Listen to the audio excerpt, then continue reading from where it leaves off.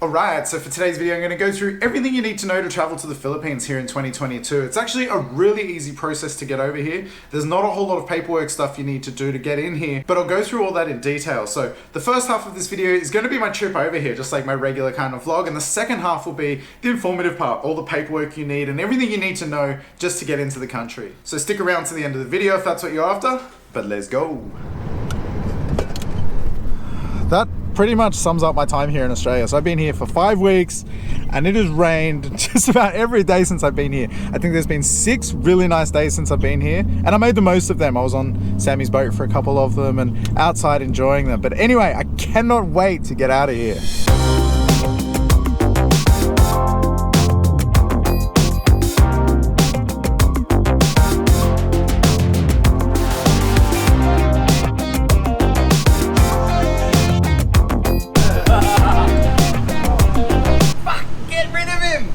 Don't let him come back!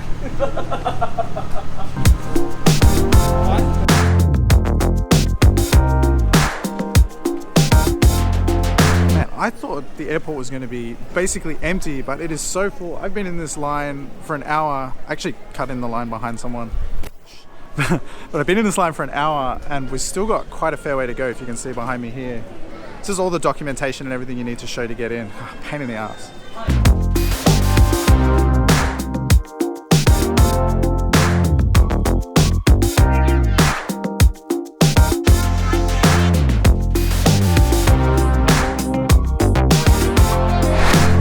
Man, thank God I'm through. That process was so painful. So I actually left here last year in the middle of the pandemic. There was travel bans, travel restrictions, like none of this was even open at the airport when I came through.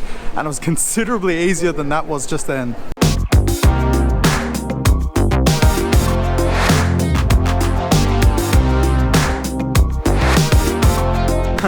Alright, so this is funny. So my flight is at 1:30. My ticket says boarding time is at 12:45. But when you look on the screens, it says the flight's actually leaving at 12:10. So I went up to someone and I said, what time is the flight leaving? Is it leaving at 12:10 or is it 12:45 for boarding? And he said, whatever's on the screen is right. And then that's past 12:10 now. So it's now 12:30, but our flight hasn't boarded. So you guys like, oh, go double check with information. Let me show you the information desk. So there is no one at any of the information desks here. So everyone that's on my flight is over in the area where we're supposed to board, just like freaking out they've missed the flight. But anyway, it is leaving at 1:30. The ticket's right, the screens are just wrong.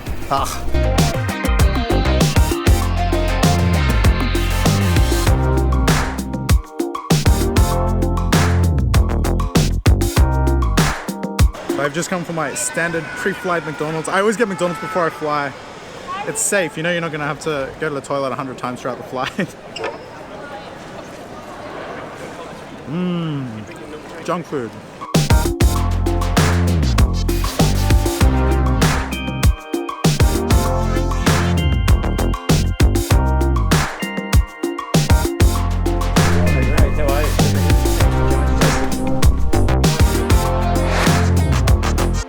Right on the plane finally. It's actually a good airline. So I've got a little screen here in front of me, my own private screen. Great legroom here, which is surprisingly good.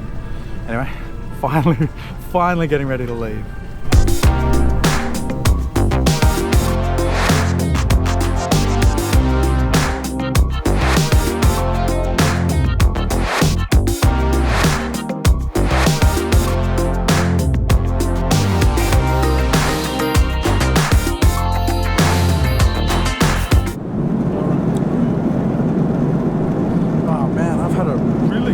So I actually just slept for like 5 hours and now I've only got an hour until it lands. I'm really happy with that. It's been a really good trip.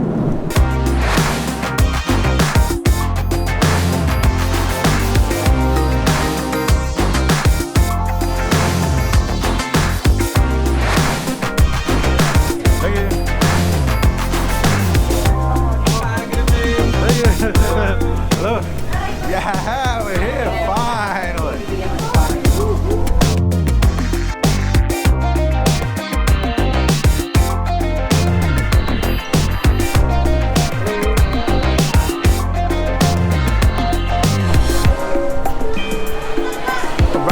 well, that is it. I am through. That was so much easier than I expected. It was actually easier to get into the Philippines than it was to leave Australia.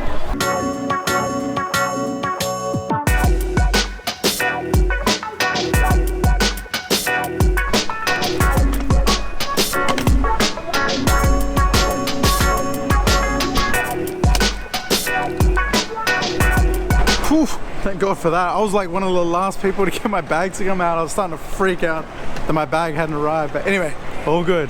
Now I need to get out some cash, get a SIM card, jump in a Grab, and then check into my hotel.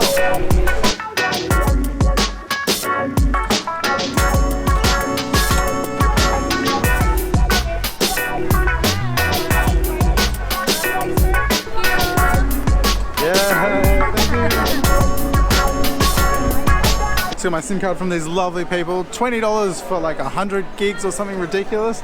Perfect. Anyway, I'm gonna jump in a Grab now, check into the hotel.